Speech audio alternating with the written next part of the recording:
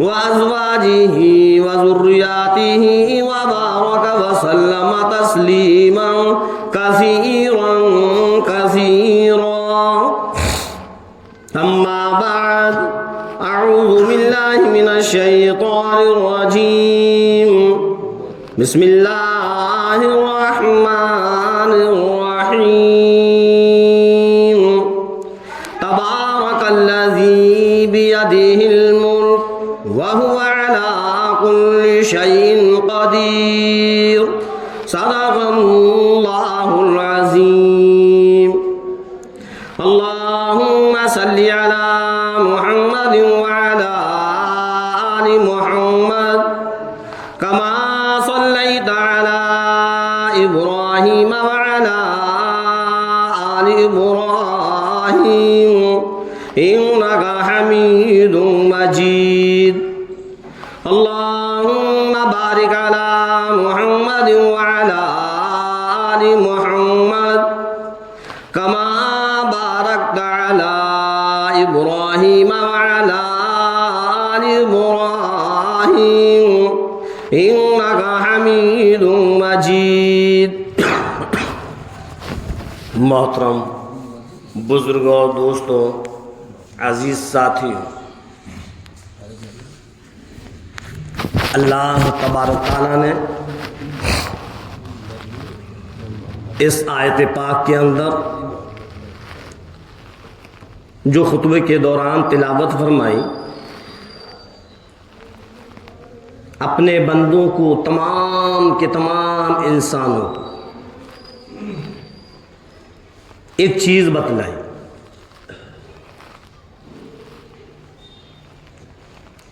اور ہم سب کا اسی پر ایمان ہو، اسی پر یقین ہو. کیا فرمایا؟ کہ جو کچھ ہوتا ہے وہ سب میری مرضی سے ہوتا ہے. اللہ فرما رہا ہے تبارک الذی بیدہ الملک، ساری کی ساری برکتیں، ساری کی ساری طاقتیں، سارے کے سارے خزانے، سارے کے سارے حکم بیدہ الملک، اور حکم ہی نہیں بلکہ ساری کی ساری ملکیت اسی کے ہاتھ میں ہے. زمین پر، آسمان پر، پانی کے اندر، پہاڑوں پر، جنگلات میں، درندوں میں، پرندوں میں، چرندوں میں، انسانوں میں جو بھی ادلاؤ بدلاؤ آتا ہے، جو پریشانیاں، تکلیفیں، آرام، مصیبتیں آتی ہیں، وہ سب اللہ کی طرف سے ہے. اور یوں فرمایا کہ میں جس کو چاہوں بادشاہ بنا دوں اور جس کو چاہوں فقیر بنا دوں. بادشاہت کا بنانا یہ بھی میرے ہاتھ میں ہے، امیر اور دولت مند بنانا یہ بھی میرے ہاتھ میں ہے، اور غریب مفلس بنانا یہ بھی میرے ہاتھ میں ہے. سب کچھ میرے ہاتھ میں ہے. بیدہ الملک، ساری کی ساری کائنات میرے ہاتھ میں ہے. وَهُوَ عَلَى كُلِّ شَيْءٍ قَدِيرٌ. اور یاد رکھنا اللہ تبارک تعالیٰ خود فرماتا ہے وَهُوَ عَلَى كُلِّ شَيْءٍ قَدِيرٌ، وہ تو ایسی ذات والا ہے جو ہر چیز پر قادر ہے.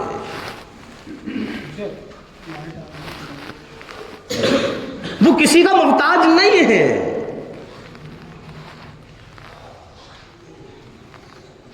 سارے کے سارے انسان ایک ساتھ مل کر اور ایک ہی چیز کو پروردگار عالم سے مانگے تو اللہ تو اتنی قدرت والا ہے، اس کے خزانے کی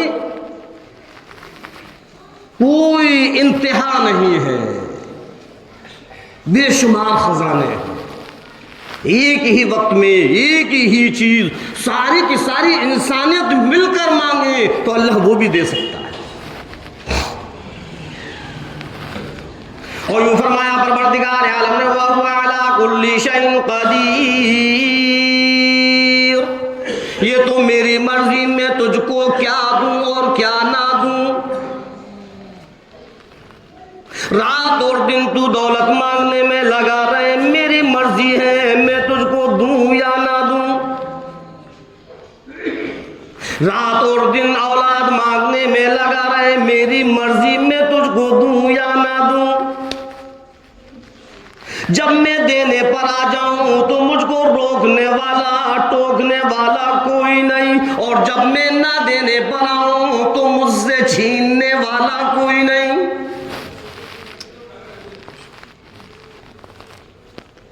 چاہے وہ اولاد ہو، چاہے وہ کاروبار میں خیر و برکت کا معاملہ ہو، چاہے وہ روٹی روزی کا معاملہ ہو، جتنا میں چاہوں گا تجھ کو دوں گا۔ میرے اوپر کسی کی کوئی زبردستی نہیں چلتی ہے۔ ہاں وہ چیز الگ ہے کہ اگر تو مجھ کو راضی کر کر مجھ سے مانگے گا تو میں تیرے کاروبار میں، تیری محنت مزدوری میں، تیری ملازمت میں، تیرے رزق میں برکت عطا کر دوں۔ اگر تو مجھ کو راضی کر کر ایسے کام کرے گا جس سے کہ میں راضی ہو جاؤں تو پھر میری برکتیں تیرے ساتھ ہیں، میری رحمتیں تیرے ساتھ ہیں، میری مدد تیرے ساتھ ہیں۔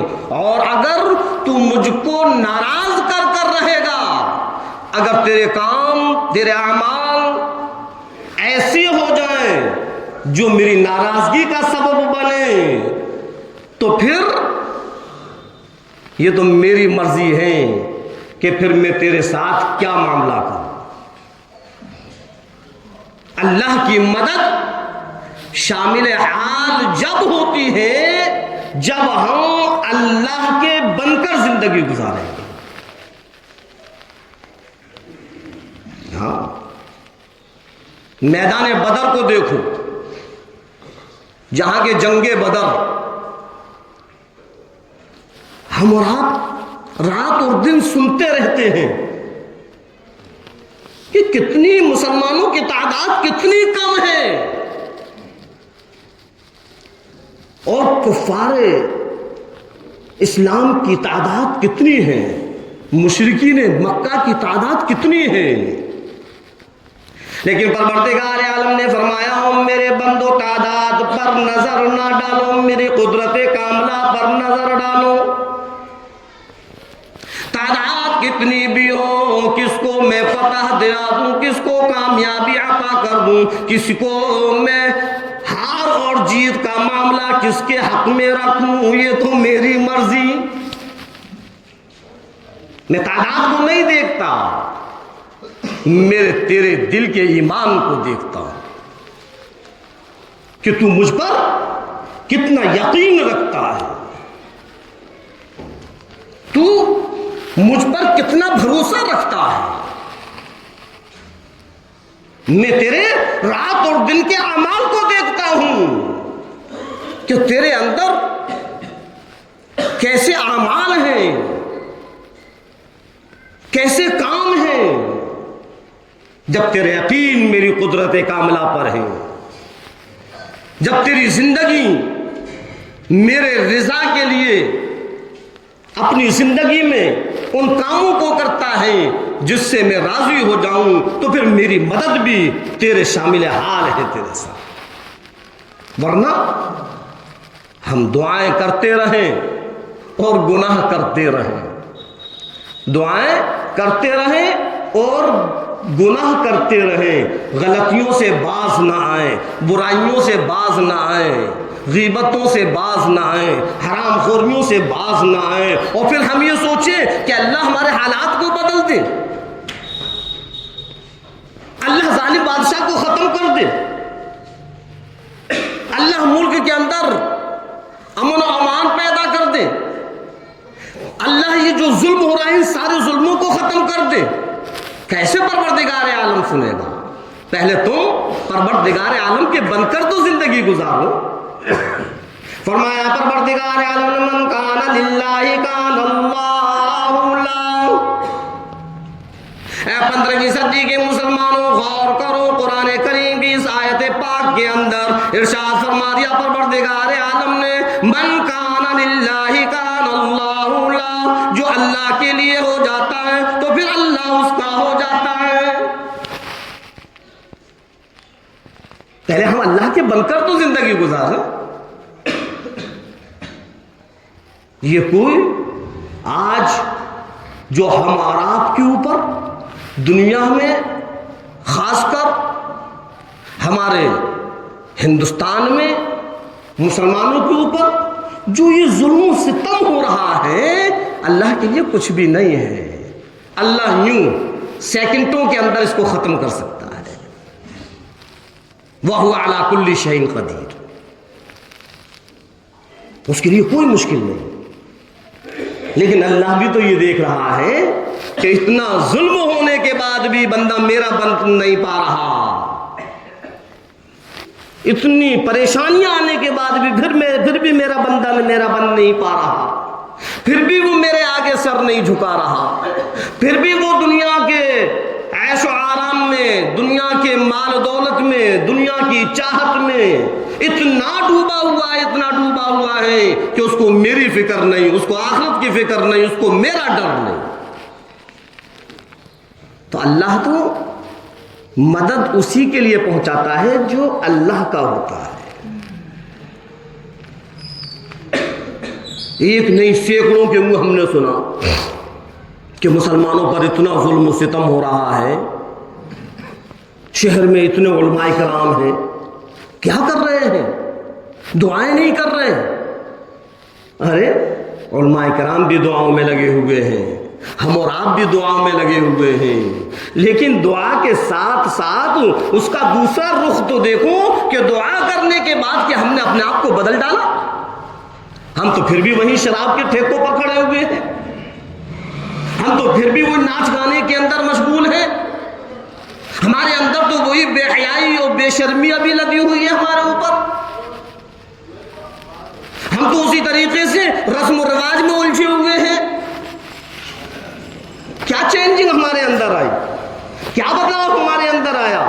جیسی زندگی گزار رہے ہیں ہمیں مطلب نہیں ہے کسی سے، ہم اسی طریقے سے زندگی گزاریں گے تو اللہ بھی کہہ دیتا ہے او میرے بندے چل، تو جیسا چلنا چاہتا ہے میں تجھ کو ویسا ہی چلاؤں۔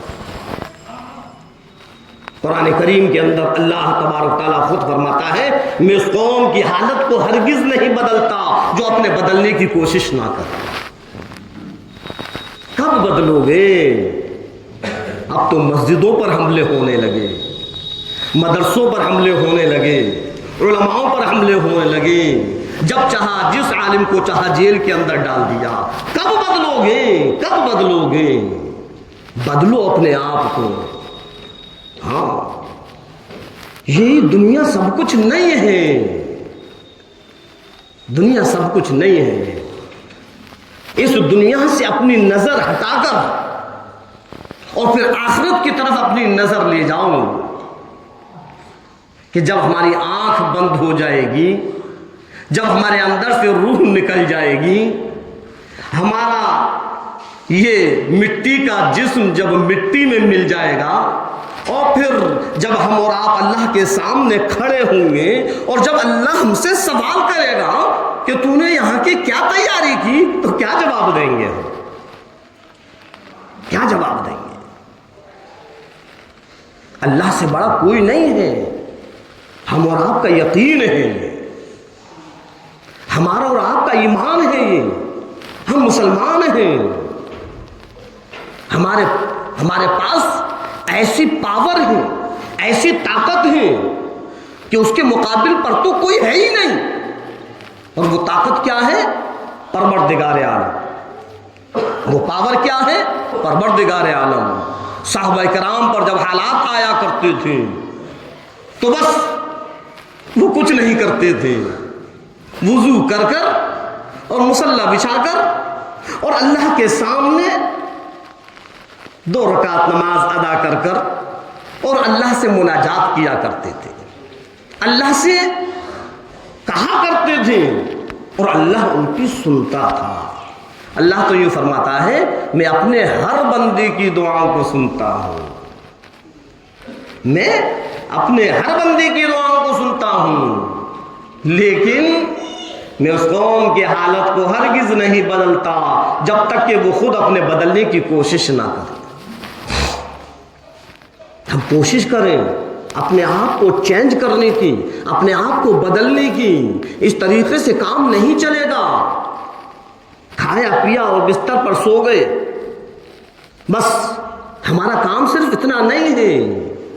ہم دنیا کے اندر جو آئے ہیں، اللہ تبارک تعالیٰ نے جو ہم کو دنیا کے اندر پہنچایا ہے، تو یہ دنیا کے اندر آخرت کی محنت کے لیے پہنچایا ہے۔ اس دنیا کو دارالعمل بنایا ہے۔ آخرت کی تیاری ہمیں اسی دنیا کے اندر کرنی ہے اور پھر یقین پروردگار عالم پر رکھنا ہے۔ تبارک الذی بیدہ الملک وہو علی کل شیء قدیر۔ قرآن کریم نے فرما دیا، پروردگار عالم نے بتلا دیا، او میرے بندو گھبرانے کی ضرورت نہیں، پریشان ہونے کی ضرورت نہیں، سب کچھ میرے ہاتھ میں ہے، سب کچھ میرے ہاتھ میں ہے، بس تم میرے بن جاؤ، میں تمہارا بن جاؤں گا۔ من کان للہ کان اللہ اللہ، تم میرے بن کر رہو، میں تمہارا بن کر دکھلاؤں گا۔ جو تم مانگو گے میں تم کو دے دوں گا، لیکن شرط یہی ہے کہ اللہ کے بن کر رہیں، اللہ کے بن کر رہیں۔ اور اللہ کے کیسے بنائیں گے؟ بس اللہ کی فرما برداری کریں، اللہ نے جن چیزوں سے روکا ہے ان سے رک جائیں، اور جن کاموں کو کرنے کا حکم دیا ان کو کرتے رہیں۔ بس سب تو اللہ کے ہاتھ میں ہے۔ اے لوگوں، ایمان والوں، مسلمانوں، مومنوں، تواریخ اٹھا کر دیکھو، ایک نہیں دو نہیں جانے کتنے بادشاہ ایسے گزر گئے جو بڑے بڑے طاقتور تھے، بڑی بڑی سلطنتوں کے مالک تھے، بڑی بڑی فوجیں ان کے پاس تھیں، بڑے بڑے ہتھیار تھے، لوگوں پر ظلم و ستم کیا کرتے تھے، لیکن اللہ تبارک تعالیٰ نے ان کو بھی ختم کر دیا۔ ابرہہ بادشاہ جو خانہ کعبہ کو ڈھانے کے لیے آیا، ہم اور آپ نے ایک مرتبہ نہیں سینکڑوں مرتبہ سن لیا کہ پروردگار عالم نے ابابیل کے ذریعے اس ابرہہ بادشاہ کے لشکر کو بھی ختم کر دیا، اور یوں فرمایا پروردگار عالم نے کعصف مأکول، ایسے کر دیا جیسے کہ کھایا ہوا بھوسا۔ ہاں، اللہ تو جس سے چاہے کام لے لے۔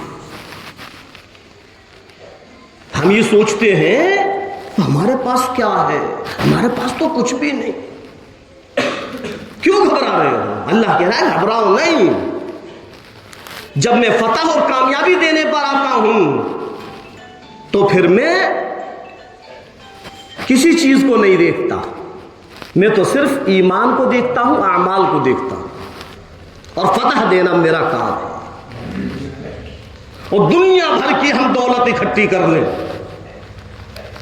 اور سارے کے سارے وہ آلات اکٹھے کر لیں اور یہ سوچیں کہ ان آلاتوں کے ذریعے ہم فتح اور کامیاب ہو جائیں گے، اللہ فرماتا ہے ہرگز نہیں۔ فتح دینے والا بھی میں، کامیابی دینے والا بھی میں، اور ہار دکھلانے والا بھی میں۔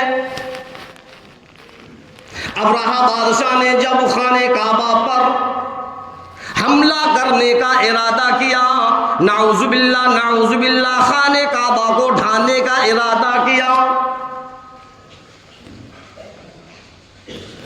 اللہ رب العزت سب دیکھ رہا ہے، آ گیا مکہ کے اندر اور لوگوں کے مالوں پر اس نے قبضہ کر لیا۔ عبد المطلب خانہ کعبہ کے متولی تھے، ہلچل مچ گئی، سب ادھر ادھر بھاگ رہے ہیں، ان کے پاس کوئی فوج نہیں، کوئی ہتھیار نہیں، کوئی گولہ بارود نہیں، کوئی تلوار اور وہ ہاتھیوں پر سوار ہو کر سارے کے سارے جنگ کا سامان لے کر آیا. اللہ کی قدرت کاملہ کو دیکھو. جو آج ہم اور آپ یہ کہتے ہیں اور یہ ہم پہ کیا ہے, سب کچھ تو دشمنان اسلام پر ہے, ہم پہ کیا ہے, ہم پہ تو کچھ بھی نہیں, ہم تو یوں کمزور ہیں. کیوں کمزور ہو تم؟ تمہارے پاس تو وہ چیز ہے جو کسی پر نہیں ہے, اور وہ اللہ کی طاقت ہے. ہاں, سب ادھر ادھر بھاگے. عبد المطلب بھی آئے اور اس ابرہہ بادشاہ سے کہا کہ میرے اونٹ مجھ کو دے دو, میرے اونٹ مجھ کو دے دو. ابرہہ بادشاہ حیران ہو گیا اور کہنے لگا کہ عبد المطلب, تم تو مکے کے سردار ہو, خانہ کعبہ کے متولی ہو, قریش کے سردار ہو, اور اتنے بزدل کہ تم نے صرف اپنے اونٹوں کا سوال کیا, تمہیں خانہ کعبہ کی فکر نہیں جس کو میں ڈھانے کے لیے آیا ہوں.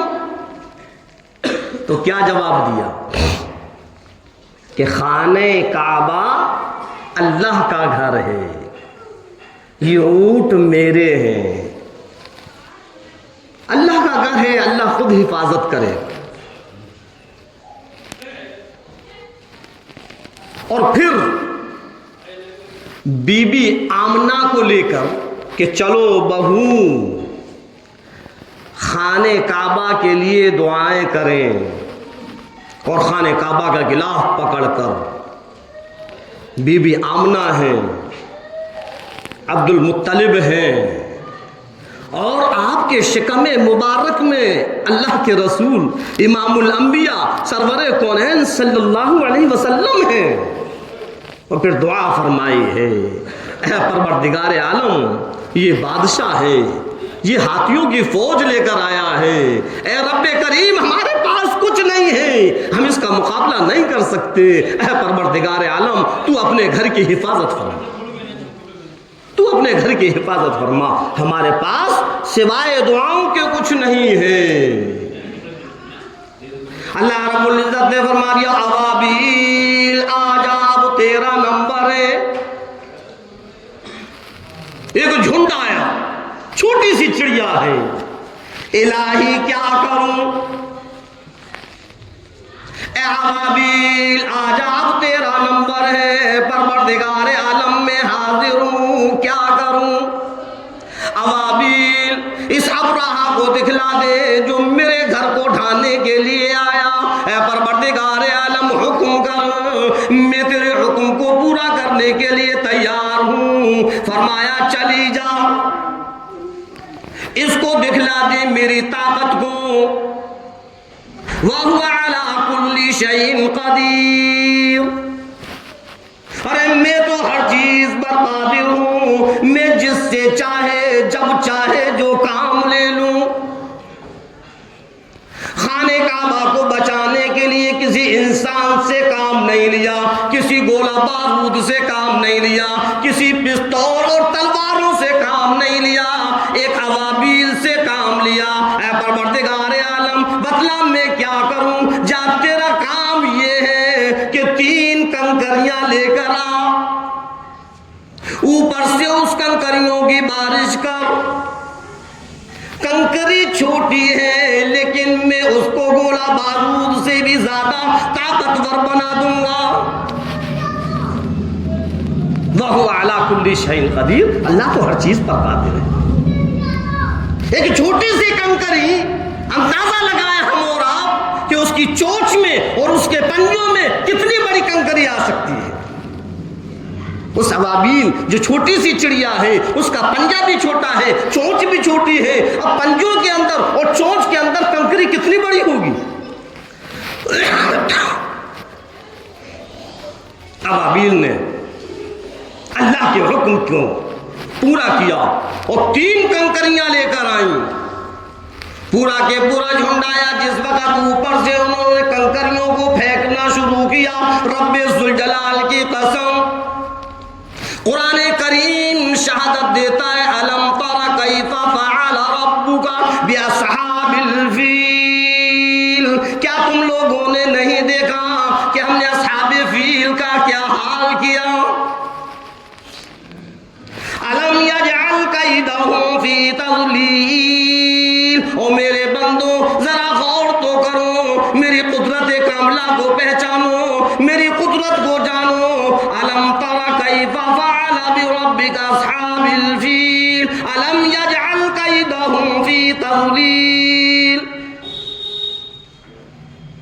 اللہ فرما رہا ہے ہم نے اس کی ساری تدبیروں کو ختم کر دیا.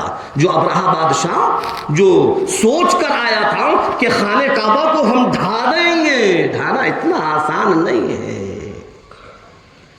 الم تر کیف فعل ربک باصحاب الفیل. ذرا دیکھو تو صحیح اصحاب فیل کو. قرآن اٹھا کر دیکھو، قرآن کی تفسیر پڑھ کر دیکھو، قرآن کی تفسیر سن کر دیکھو. ہمارے پاس اتنا وقت کہاں ہے کہ ہم قرآن کریم کی تفسیر کو سنیں. بڑے خوش نصیب ہیں وہ لوگ جن کو قرآن کریم کی تفسیر سننے کا موقع مل جائے. بڑے خوش نصیب ہیں. جب قرآن کریم کی تفسیر کو ہم سنیں گے تب ہم کو یہ پتا چلے گا کہ اللہ اس آیت کے اندر کیا فرما رہا ہے. ہمیں تو اتنی فرصت ہی نہیں، ہم کاروباروں میں الجھے ہوئے ہیں، ہمارے آنکھوں میں نیند ہے، ہم سونے میں لگے ہوئے ہیں. ہمیں فکر ہی نہیں کہ لاؤ قرآن کی تفسیر میں بیٹھ جائیں. کیا کریں گے تفسیر سن کر؟ بس آئے جلدی سے وضو کیا یا وضو کر کر آئے اور بس انتظار رہتا ہے، گھڑی پر نظر رہتی ہے کہ کب امام صاحب نماز پڑھانا شروع کریں. بس 2 رکعت ہم نے نماز پڑھی، فرض پڑھے، دعا مانگی. اب کہاں قرآن، کہاں تفسیر، کہاں امام، کہاں مولانا، ہمیں کوئی مطلب نہیں. میرے عزیزوں، میرے دوستوں، پھر میں بتلا رہا ہوں ہمارے دل کے اندر اس قرآن کریم کی ایسی اہمیت ہونی چاہیے، ایسی اہمیت ہونی چاہیے کہ جب قرآن کریم کہیں پڑھا جا رہا ہے، قرآن کریم کی تفسیر ہو رہی ہے تو ہم سارے کاموں کو آگے پیچھے کر لیں. اس لیے کہ یہ موقع بار بار نہیں ملتا. ہم کو پتا تو چلے کہ اس قرآن کریم کے اندر اللہ کے کیا ہے. اچھا، اب میں ان لوگوں سے کہنا چاہتا ہوں جو قرآن کی تفسیر کو چھوڑ کر چلے جاتے ہیں، کیا وجہ ہے؟ کیا ہم کہیں ذکر و اذکار میں جاتے ہیں؟ کیا ہمارا کوئی دوسرا ذکر کا مشغلہ ہے؟ کیا ہم کوئی اور نیک کام کرنے کے لیے جاتے ہیں؟ کہاں جاتے ہیں؟ یا پھر بستر پر سونے کے لیے جاتے ہیں؟ یاد رکھنا پروردگار عالم خود فرماتا ہے کہ ایک وہ انسان جو رات اور دن دعا مانگنے میں لگا ہوا ہے اور ایک وہ انسان جو قرآن کریم کو سننے میں، پڑھنے میں لگا ہوا ہے، اس کو اتنا وقت نہیں ملتا کہ پروردگار عالم سے کچھ مانگے. اللہ تبارک تعالیٰ مانگنے والوں سے زیادہ اس کو دے دیتا ہے. یہ اللہ کے رسول سرکار دو عالم صلی اللہ علیہ وسلم کا فرمان ہے. اور یوں فرمایا مدنی کریم صلی اللہ علیہ وسلم نے اس قرآن کریم کو پڑھنا بھی ثواب، سننا بھی ثواب، دیکھنا بھی ثواب. جب ہمیں صرف سننے میں ثواب مل رہا ہے اور اس کی تفسیر جب سامنے آ رہی ہے تو ہم کو یہ بھی پتا چل رہا ہے کہ قرآن کہہ کیا رہا ہے، پھر کیوں ہم چھوڑ کر جا رہے ہیں؟ بڑے خوش نصیب ہیں وہ لوگ جو قرآن کریم کی تفسیر جن کو سننے کا موقع مل جائے. ہاں، ہمارے ایمان کی کیفیت ایسی ہو کہ جہاں ایسی مجلسیں ہوں ڈھونڈ ڈھونڈ کر ہم ایسی مجلسوں کے اندر بیٹھے. ہاں، جہاں اللہ اس کے رسول کی باتیں ہوتی ہیں تو جو آسمان پر فرشتے ہیں وہ بھی اتر آتے ہیں اور وہ ڈھونڈتے ہیں کہاں یہ باتیں چل رہی ہیں اور آ کر وہ بھی بیٹھ جاتے ہیں. لیکن آج انسان ایسا ہو گیا کہ اس کو کوئی فکر نہیں، کوئی پرواہ نہیں.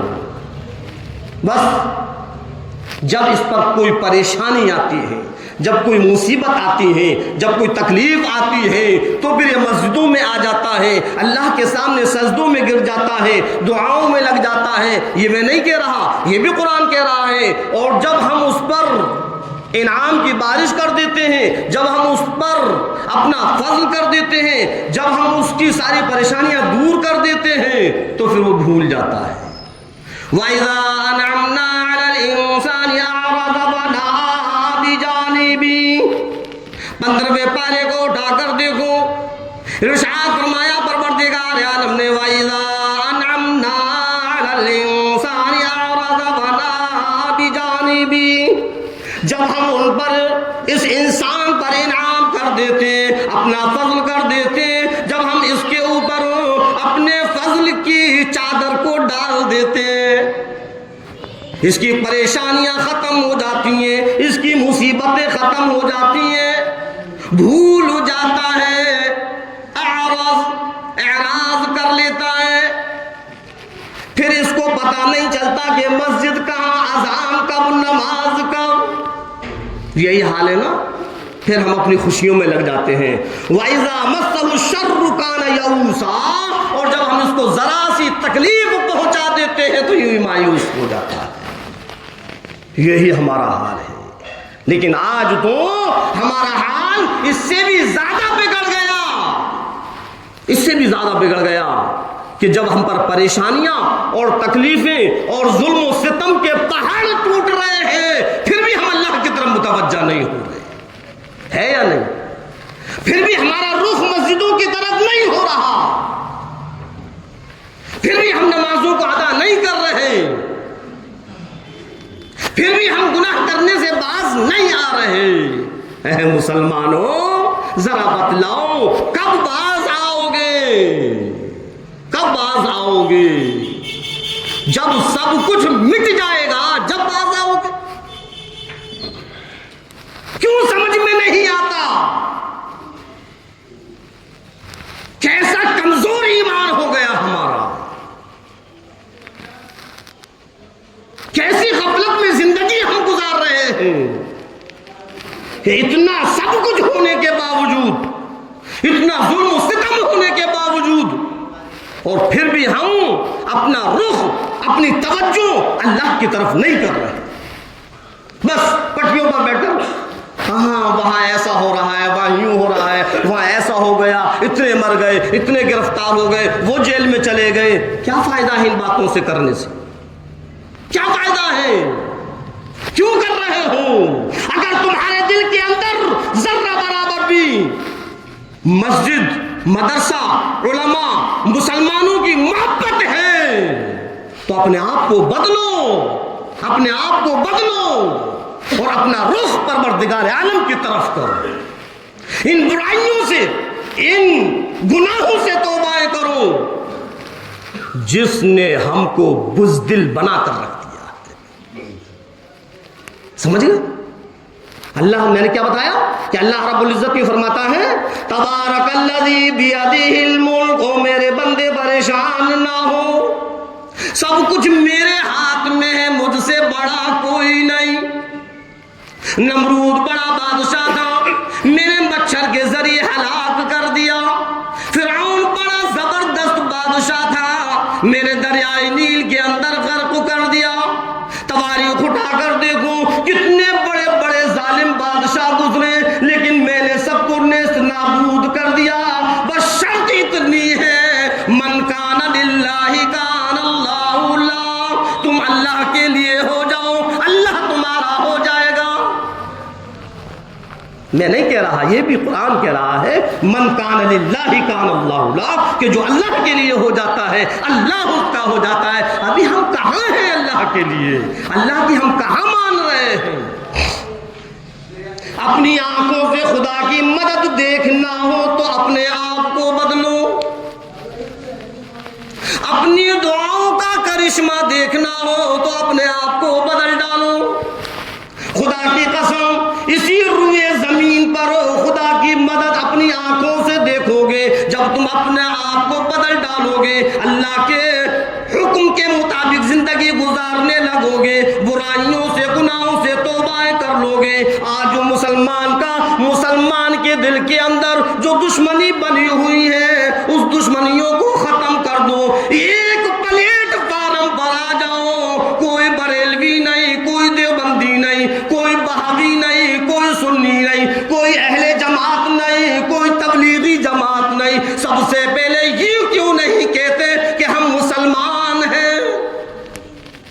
یہ سارے فرقے بعد میں ہیں، پہلا ہم مسلمان ہیں۔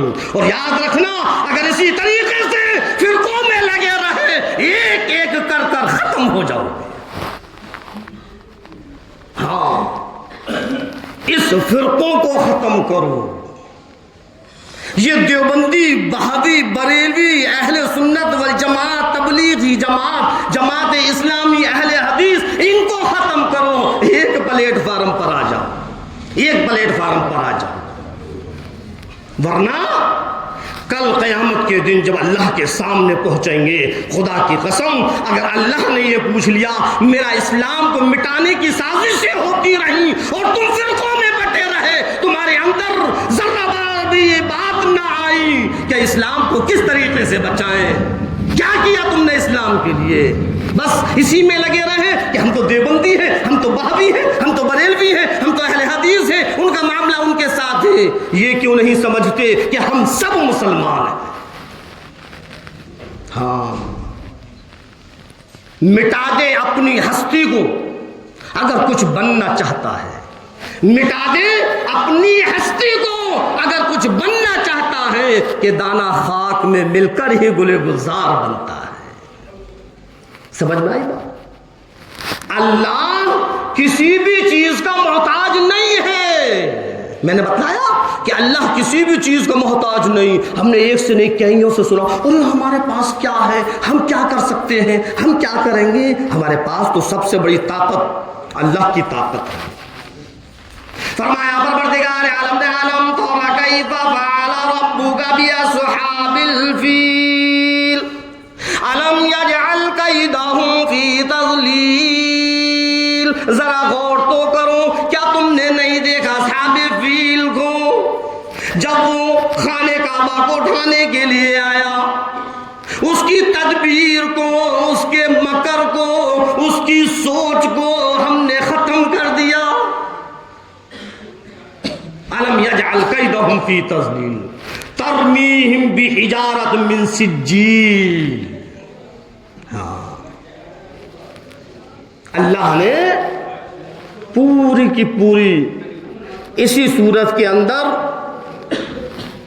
اس کیفیت کو بیان کیا ہے جو ابرہہ بادشاہ کے وقت معاملہ پیش آیا تھا۔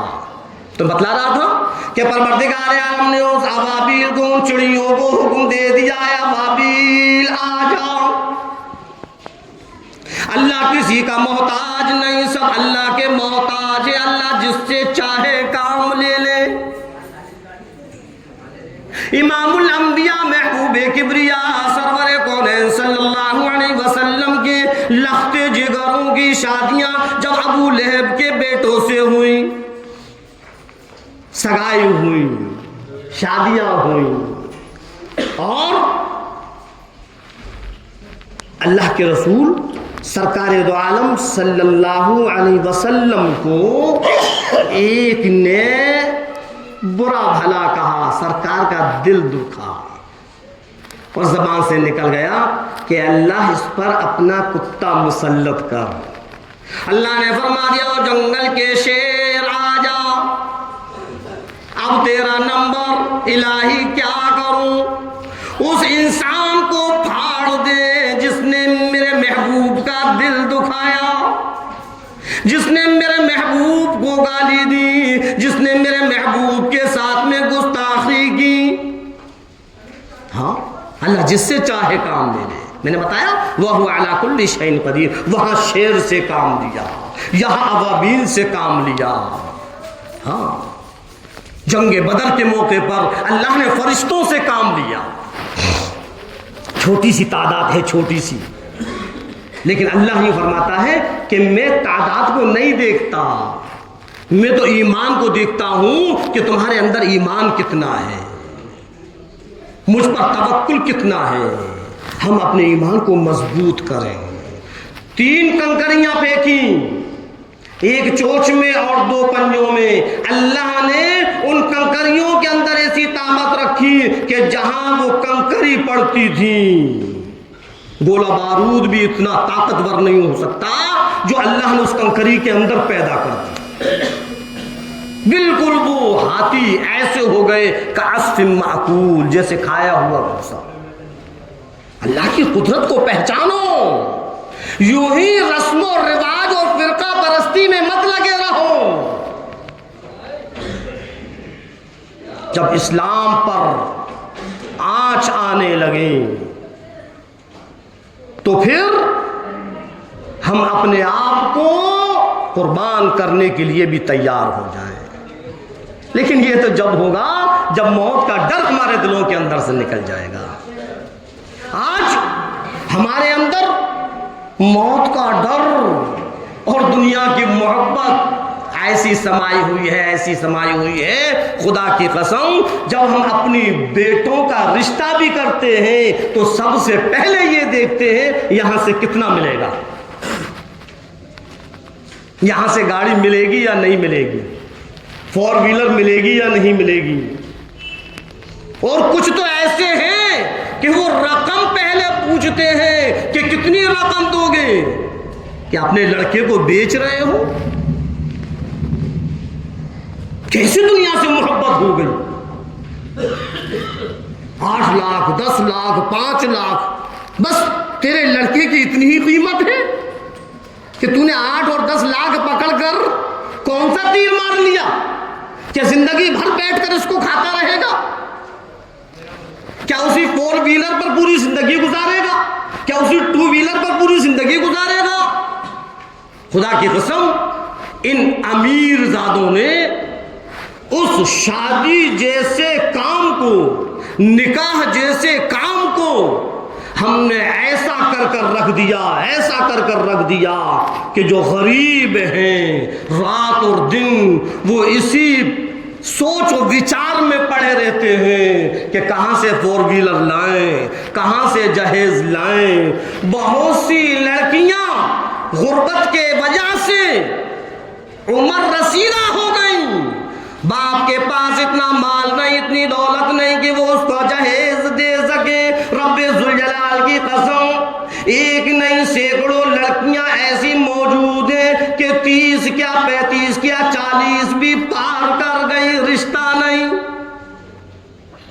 کوئی اپنا لڑکا دینے کو تیار نہیں، کوئی رشتہ کرنے کو تیار نہیں۔ یہ غریب ہے، یہاں سے ملے گا کیا؟ امام الانبیاء محبوب کبریا سرور کونین صلی اللہ علیہ وسلم نے اس رسم کو بھی توڑ کر رکھ دیا۔ اللہ کے رسول سرکار دو عالم صلی اللہ علیہ وسلم جب آپ کی شادی کا نمبر آیا، غور کرنا، تو ایک عورت آئی اور آ کر کہنے لگی کہ آپ شادی کریں گے؟ سرکار دو عالم صلی اللہ علیہ وسلم نے فرمایا کہ مجھ غریب سے کون شادی کرے گا؟ میں یتیم ہوں، غریب ہوں، میرے پاس کچھ بھی نہیں ہے۔ عورت کہنے لگی ایک خاتون ہے، ایک امیر زادی ہے، ایسی عورت ہے کہ مکے کے بڑے بڑے سردار اس سے شادی کرنے کے خواہش مند ہیں، لیکن وہ یہ کہتی ہے کہ میں تو صرف امام الانبیاء سرور کونین صلی اللہ علیہ وسلم سے شادی کرنا چاہتی ہوں۔ کون ہے وہ؟ حضرت خدیجہ الکبریٰ رضی اللہ تعالی عنہا۔ آپ کے پاس کچھ بھی نہیں تھا، کچھ نہیں، اور ایسی خاتون جس سے بڑے بڑے سردار مکے کے وہ رشتہ کرنے کے لیے ہیں، لیکن وہ سارے رشتوں کو ٹھکرا دیا، سارے رشتوں کو ٹھکرا دیا، اور سرکار دو عالم صلی اللہ علیہ وسلم کے ساتھ شادی کرنے کے لیے تیار ہیں۔ پیغام بھیجا کہ جاؤ۔ اللہ کے رسول سرکار دو عالم صلی اللہ علیہ وسلم نے اس پیغام کو قبول فرمایا۔ امیر زادوں کے ذہن میں یہ خیال آیا کہ خدیجہ نے کیا دیکھا؟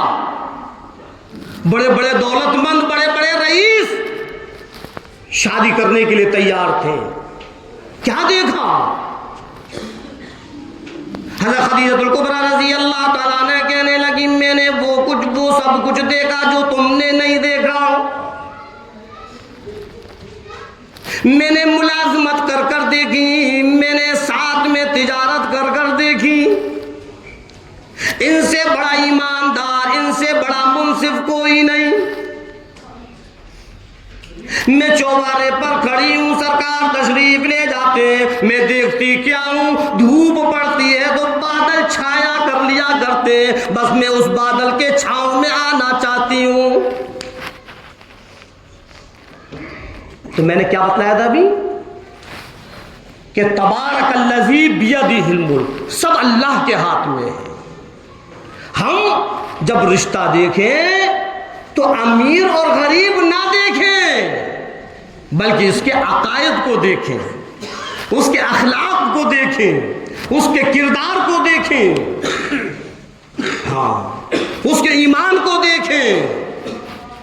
دولت کبھی بھی ختم ہو سکتی ہے, اگر کردار بگڑا ہوا ہے, اخلاق بگڑے ہوئے ہیں, کبھی بھی اس کی بلڈنگ ختم ہو سکتی ہے, اس کی فیکٹریاں ختم ہو سکتی ہیں. آج جس دولت کے پیچھے ہم پڑے ہوئے ہیں, خدا کی قسم کوئی پتہ نہیں ہے کہ اس دولت کو ہم استعمال کر بھی پائیں گے یا نہیں.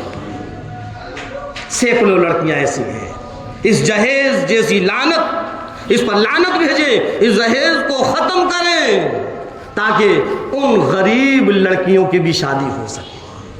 ہاں بہت بری یہ رسم و رواج میں جو ہم الجھے ہوئے ہیں. نہیں, اللہ یہ فرماتا ہے کہ بس تم میرے بن کر زندگی گزارو, میں سب کچھ دے دوں گا, سب کچھ دے دوں گا. آج موجودہ حالات میں ہمارے اوپر جو پریشانیاں اور جو تکلیفیں, جو مصیبتیں ہیں, وہ ہمارے بدعمالیوں کی وجہ سے ہیں, وہ ہماری بدعمالیوں کی وجہ سے ہیں. اللہ سے ہم توبائیں کریں اپنی ان بدعمالیوں کی. جب ہم اللہ سے توبائیں کریں گے, اللہ ہمارے گناہوں کو معاف کرے گا, اور ہم پھر آخرت کی تیاری کریں, اس جنت کی تیاری کریں جس جنت کو اللہ تبارک تعالیٰ نے ہم اور آپ کے لیے تیار کر رکھا ہے. ایمان والوں کے لیے جنت بنائی ہے, اور وہاں پر ہر طریقے کا عیش و آرام ہے. ایسی ایسی حوریں ہیں, ایسی ایسی حوریں ہیں. یہ میں نہیں کہہ رہا, یہ بھی قرآن کہہ رہا ہے, اللہ کہہ رہا ہے, لم یطمثہن انس قبلہم ولا جان, کہ جس کو آج تک نہ کسی انسان نہ کسی جنات نے ہاتھ لگایا. ایسی ایسی حوریں ہیں. اللہ کے رسول سرکار دو عالم صلی اللہ علیہ وسلم نے فرمایا کہ ایسی ایسی حوریں ہیں کہ اگر وہ زمین پر تھوک دیں کسی کھارے پانی میں تو وہ بھی میٹھا ہو جائے. ہم ان حوروں کے لیے تیاریاں کریں, ہم ان باغات کے لیے تیاریاں کریں, اور یہ سب کچھ جب ہوگا جب کہ ہماری موت ایمان پر ہوگی, اور ایمان پر موت جب ہوگی جب کہ ہم اس کی